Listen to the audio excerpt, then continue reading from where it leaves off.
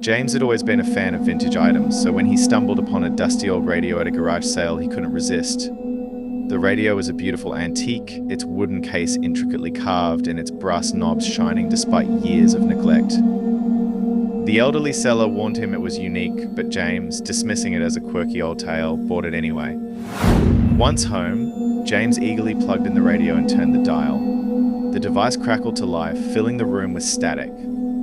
After some fiddling, he found a station broadcasting in a low, monotone voice. The broadcast seemed odd, as it was filled with strange noises and distorted words, but James was intrigued. As he listened, the broadcast suddenly cleared up. A voice, calm but unnervingly deliberate, began to speak. Welcome to the end.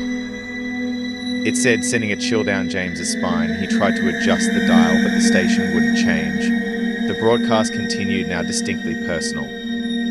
James, it's almost time. We've been waiting for you. James laughed nervously, thinking it was some kind of elaborate prank or an old radio show with a dark twist. But as the broadcast went on, the voice started recounting details of his life, his childhood home, his recent move, his job, and even his relationships. The voice seemed to know everything about him. Suddenly, the broadcast cut off abruptly, leaving only static. The room felt colder, and the shadows seemed to deepen. James tried to turn off the radio, but the knobs wouldn't budge.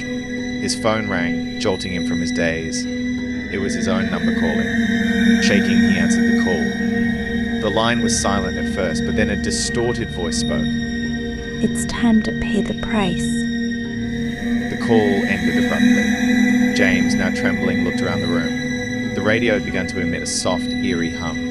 He noticed something chilling the radio was now broadcasting a loop of his own voice, repeating the words. It's time to pay the price. Frantically, James unplugged the radio and threw it into a closet. He hoped it was just a prank or a technical malfunction. He tried to brush off the incident and went to bed, but sleep eluded him. He could hear faint whispers coming from the closet. The next morning, James opened the closet to find the radio gone. He searched the house, but it was nowhere to be found. He reported the disappearance to the police, but they found no trace of the radio. They could only suggest that he might have misplaced it or that someone might have taken it. Weeks passed, but James couldn't shake the eerie feeling that the radio had left behind. One evening, as he was cleaning up, he found a small, dusty object under his bed. It was a tiny brass knob, just like the ones on the old radio. He picked it up, and a chill ran down his spine as he remembered the broadcast's final message. James never saw the radio again, but the unsettling feeling that it was still watching him remained. He often wondered if the radio had been a portal to something far darker, and if it had left a mark on his life that he could never fully understand.